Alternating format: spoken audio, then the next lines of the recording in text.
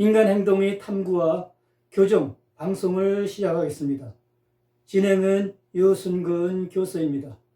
오늘의 주제는 반항성 장애가 되겠습니다. 방송 순서는 특징, 원인, 증상 및 진단, 치료 순이 되겠습니다.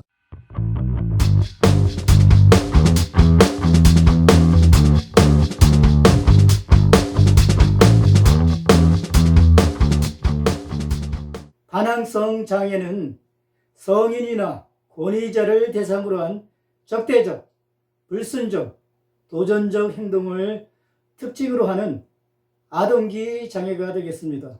청소년이 성인이나 다른 권위자에 대한 분노, 과민 반응, 논쟁, 저항 또는 복수심이 빈번하고 지속적인 패턴을 갖고 있다면 그들은 반항성 장애를 가질 수 있습니다.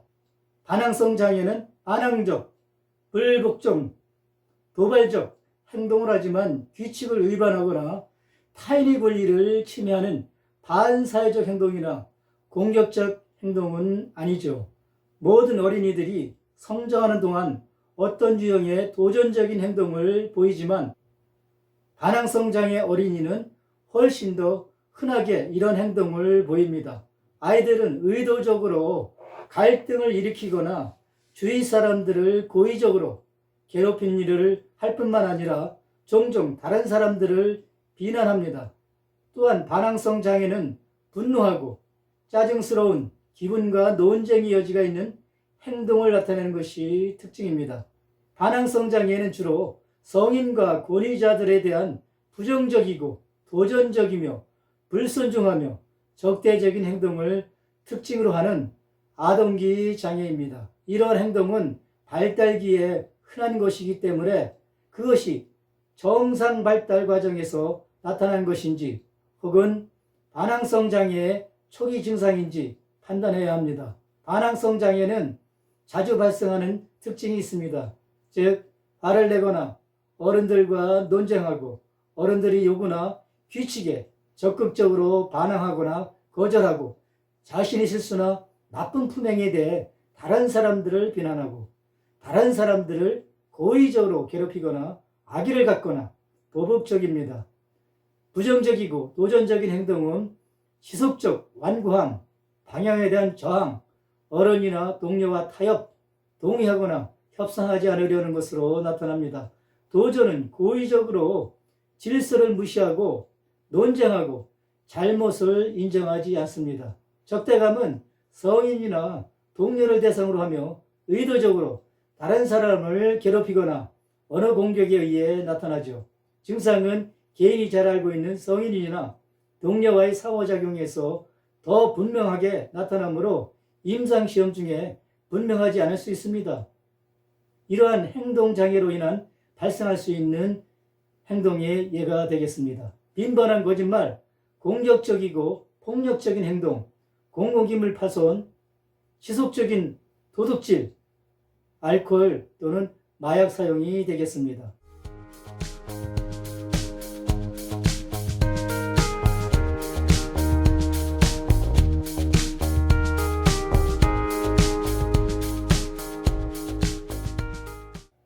원인을 살펴보겠습니다. 반항성 장애 발병은 특정 원인을 특정 요인으로 좁힐 수는 없죠. 여러 가지 요소가 결합되어 증상을 일으키는 것으로 널리 인식되고 있기 때문입니다.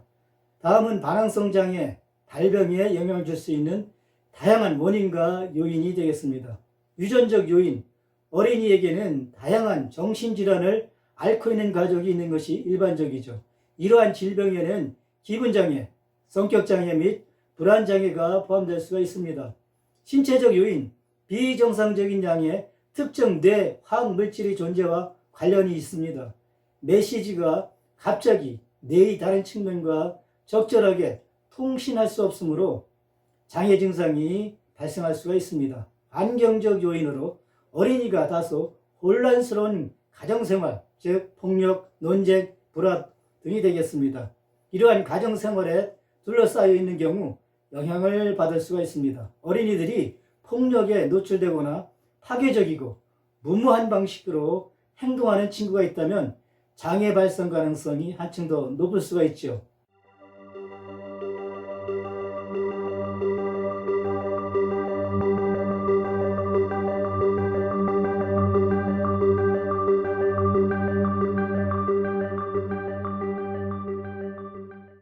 증상 및 진단에 대해서 설명을 드리겠습니다. 반항성 장애 증상은 사람마다 다를 수가 있습니다. 또한 증상이 소녀에게 나타나는 것과 달리 소년에게 나타나는 증상에 큰 차이가 있을 수 있습니다. 강건하고 정서적인 아동과 반항성 장애가 있는 아동의 차이를 알아내는 것이 때로는 어려울 수 있습니다. 아동 발달의 특정 단계에서 반항성 행동을 나타내는 것은 정상이죠. 증상은 일반적으로 취학 전부터 시작이 됩니다. 거의 항상 10대 초기에 진전될 수가 있죠. 이러한 행동은 가족, 사회활동, 학교 및 직장에서 심각한 장애를 일으킬 수가 있습니다. 아동이 반항성 장애로 어려움을 겪고 있는 증상을 살펴보겠습니다. 행동 증상과 인지 증상, 심리 사회적 증상으로 나눠서 설명을 드리겠습니다.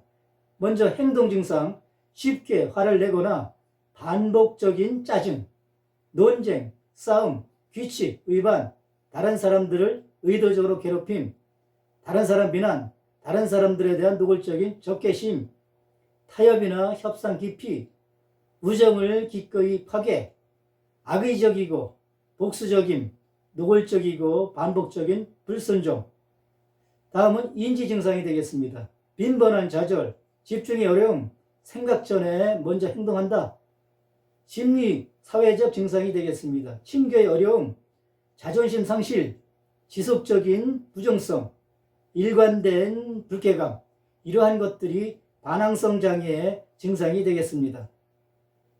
반항성 장애는 성인이나 권위자를 대상으로 한 적대적, 불손적 및 도전적 행동을 특징으로 하는 아동기 장애입니다.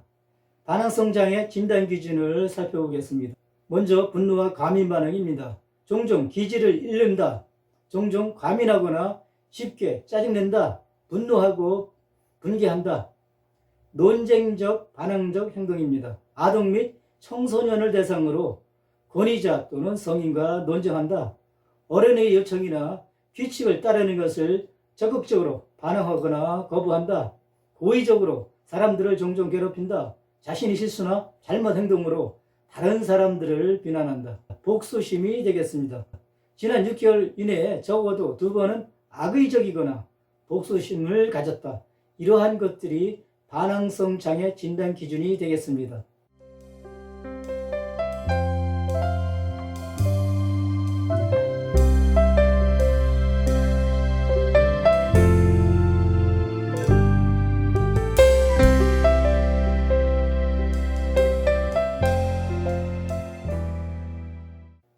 치료에 대해서 설명드리겠습니다. 치료는 일반적으로 인지행동치료, 가족치료, 부모훈련, 약물치료가 포함됩니다. 반항성 장애의 인지행동치료에는 긍정적인 가족관계를 형성하고 문제행동을 관리하는 기술 습득이 포함됩니다. 인지행동치료는 분노관리 기술, 의사소통 능력, 충격조절, 문제해결이 포함되죠. 아동은 자신의 문제를 이해하지 못하므로 치료는 부모에게 달려 있습니다. 부모관리 훈련은 부모와 자식 간의 관계를 재건하고 부모에게 아동의 행동을 다루는 새로운 기술을 가르치는 것이죠. 가족치료는 부모가 자녀의 질병을 다루기 위한 지원을 찾고 전략을 배우는 것에 도울 수가 있습니다.